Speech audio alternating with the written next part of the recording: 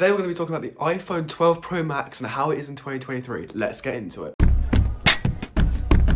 So first things that I have to say about the iPhone 12 Pro Max in 2023 is definitely how it's held up in terms of durability. Now I have found that the iPhone 12 Pro Max has been alright, but not great. So I got this phone back in 2021 and straight off the bat I noticed that it held up alright. Like, you know, it had a case in it at the time and it was alright. Like the screen got a bit scratched, but that was, you know, for me, I thought that was normal. But then we move on to a couple of months down the line. I realized, I prefer my phone without a case. This feels a lot nicer in the hand, and honestly, it's just nicer overall to have your phone how it's meant to be. I slowly realized that this phone scratches really easily and then also smashes really easily. So then a couple months after that, I'm running and it falls out my pocket, smack down on the road.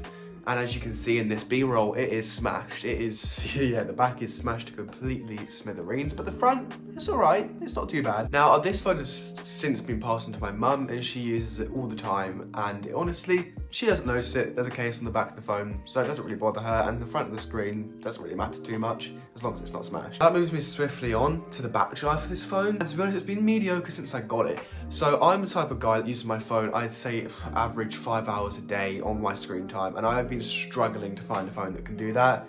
Obviously now my 14 Pro Max is a beast on battery life and I love it. But at the time I was looking for this on my 12 Pro Max. Now, I was really looking forward to switching from Android to iPhone again to see, you know, what things had improved. And I found that I was really underwhelmed in terms of battery life. I would be getting close to like 3 hours a day before I'd have to be charging again. And this obviously only got worse over time, leading to the battery life now, well, leading to the battery health itself being 82%.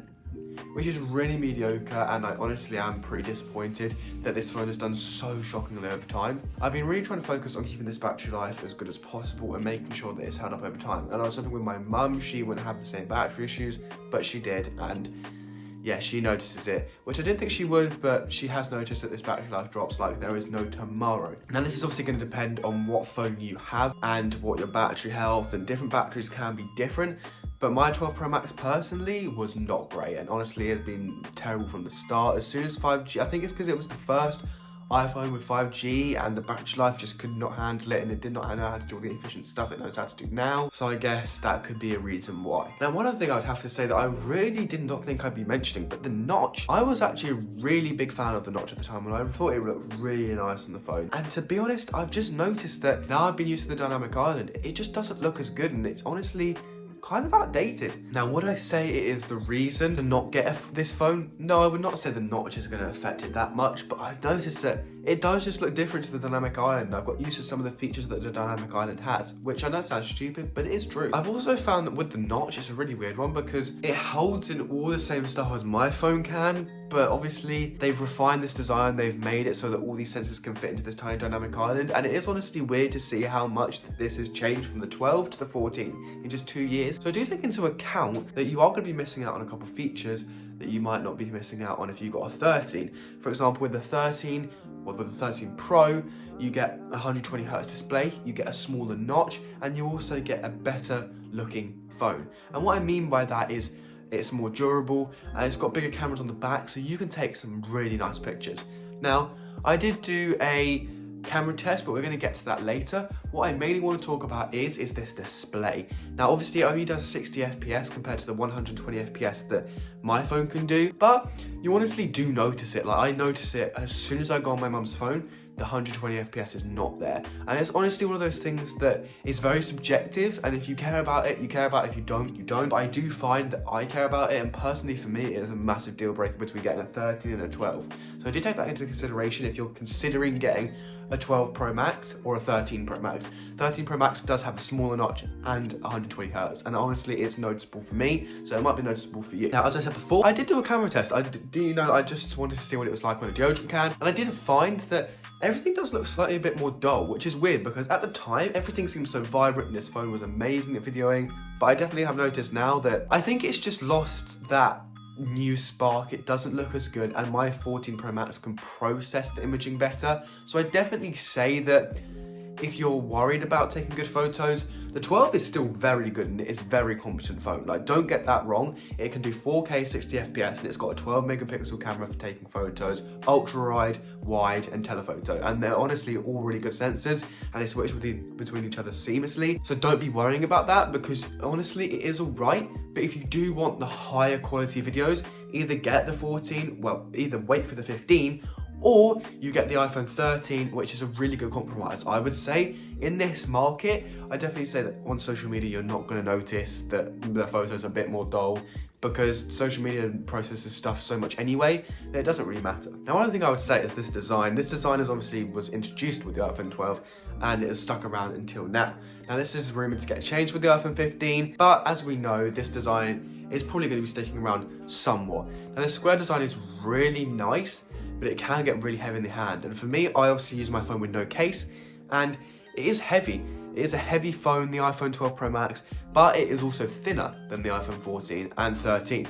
I think the reason for this is because Apple wanted to make their phones a bit heavier, they've got bigger cameras, and it's just better. If you make the phone thicker, you can get a bigger lens in there, and that is definitely obvious by the size of the camera lens on the back that they have definitely focused on cameras over the thinness of these phones now. Now, for me personally, I found that Face ID still holds up absolutely fine on this iPhone 12 Pro Max. Like, my mum uses it all the time with her glasses on and off, and it honestly works absolutely fine. There's been no issues. I didn't have any issues with it when I was daily driving this thing. So do not think for a minute that Face ID is going to be slow or you're going to be having any issues with that. Honestly, it works absolutely fine. Now, one thing that is kind of a bummer is that it still does obviously have lightning. It's an older phone, it has lightning, and it's not ideal, but you know, if you're not really worried about that and you're not really an enthusiast like me, the lightning port is going to be absolutely fine.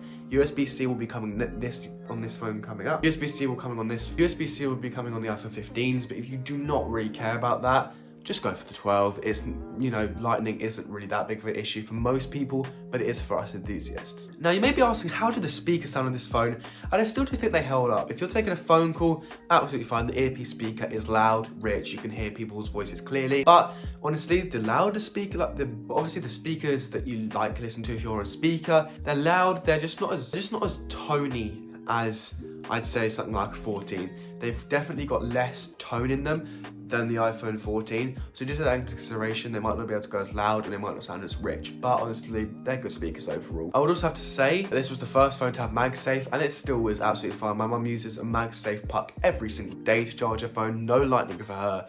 And honestly, I think that it still holds up really well. It is one of the best things that Apple have made. And the last thing I'd like to say is that this phone is still supported for iOS 17. So you don't have to be worrying, and this is probably going to be optimized until at least iOS 19. Now, this is probably going to be optimized to at least iOS 19, so I would not have to worry about software support at this current moment. But do take into consideration that you do not have long left with this phone software. But if you're needing this phone and you just want a cheap phone that you can find, I'm sure you can find some amazing deals on these phones, considering this phone is about 3 years old now, which is kind of crazy. This phone is like 3 years old. That's mad. I cannot believe that this phone has been out for that long, but it has been, and it has honestly been a really solid phone. I have absolutely loved using it at the time, other than the battery life issues, but it has honestly been an amazing phone. And I definitely still recommend it for most people. If you're not fussed about the not fussed about your refresh rate, not fussed maybe about some of the pops and in the vibrant colors, I definitely say this phone will hold up absolutely fine for most people. It is still a nice size and still thin, still nice, and it's still an iPhone at the end of the day with iOS on it. And people care more about having an iPhone and having iOS and having iMessage and FaceTime, all these features that integrate nicely. They're still going to be on there, they're still going to work, it'll still integrate nicely with all your other Apple devices, so do not worry about that not working. But I'd say my final thoughts would be, the people that should get this phone should be people that maybe focus less on taking a lot of photos, use their phone a bit more lightly than most people because of the battery life, and don't care about the refresh rate. But other than that, I'd say definitely go ahead and get this phone if you are considering, because I absolutely loved it and I still like using it now in 2023. But it's been Harry, I'm out. Peace.